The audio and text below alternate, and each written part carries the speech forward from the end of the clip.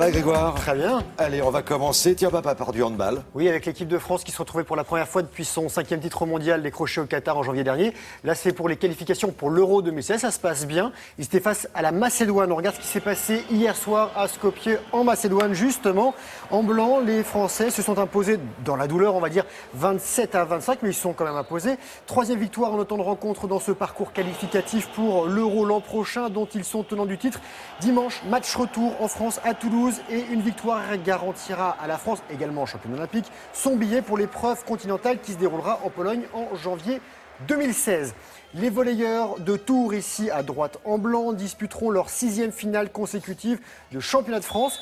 Les Tourangeaux, champions hexagonal depuis 2012, ils ont battu l'AS Cannes 3-7-1 en match retour et ils connaîtront leur adversaire demain, Paris et Lyon, qui disputeront une belle. Et en parlant de belles, les volleyeuses de Paris-Saint-Cloud à gauche en rose, elles étaient face à Le Canet. Et ces deux équipes devront se départager en match d'appui le 2 mai. Le Canet avait gagné à domicile. Et hier soir, Paris s'est imposé devant son public 3-7-0.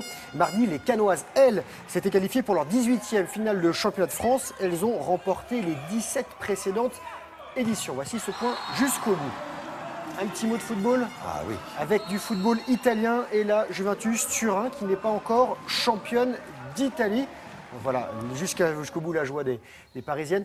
Les Italiens, on va regarder deux buts du côté de la Juve. Regardez, c'est le doublé de Tevez qui, pour la Juve, victorieuse de la Fiorentina 3-2. Les Turinois qui auraient pu être sacrés hier soir si leur dauphin, la Lazio de Rome, ne s'était pas imposé de son côté.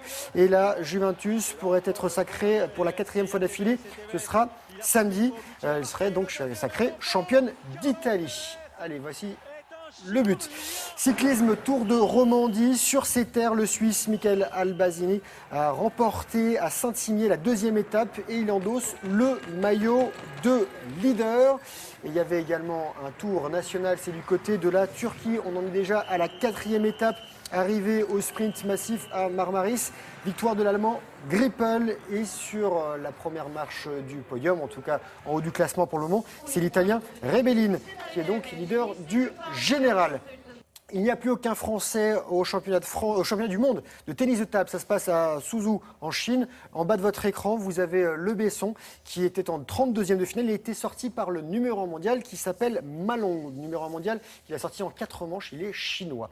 D'accord, on reparle un peu de foot. Un petit peu de football. Alors vous savez, je ne sais pas si vous le savez, en tout cas, Chelsea, outre-Manche, est très critiqué. Son jeu est ennuyeux. Voilà, l'équipe anglaise, ils sont leaders de la Première Ligue. Ils sont très ennuyeux. Ils ont voulu un petit peu casser cette image avec une vidéo. Regardez cette vidéo, elle a été postée par Didier Drogba sur les réseaux sociaux avec ses copains. Là, voilà, ils ont fait circuler le ballon de la tête en tentant de marquer dans une poubelle avec une célébration légèrement exagérée. Ils ont tenté donc de faire de buzz et comme on le dit, et ils sont traités de boring outre-Manche, donc d'ennuyeux. Hier, ils ont quand même gagné un match. Ils sont en passe de gagner un 5e titre de champion d'Angleterre. Et ceux qui ne se sont pas ennuyés, ce sont ces garçons, une équipe de trekkers, d'anciens joueurs de l'équipe de rugby outre-Manche, en Angleterre encore. Ils ont marché 160 km au pôle Nord et ils ont joué le premier match de rugby à 7 de l'histoire de la région la plus septentrionale du monde, avec un ballon en glace. Voilà, des gars un petit peu givrés, mais surtout très généreux parce que c'était pour la bonne cause. Voilà, c'était pour une œuvre caritative pour des enfants. Voilà. Et on ne sait pas s'ils sont allés rechercher le ballon. Non, le ballon, personne n'a plongé pour le. Voilà. Non, ils ont marqué un essai, mais personne n'est allé. Mais ça, pour la conservation, c'est parfait. Ça devrait intéresser Isabelle Martinet. Merci, Grégoire.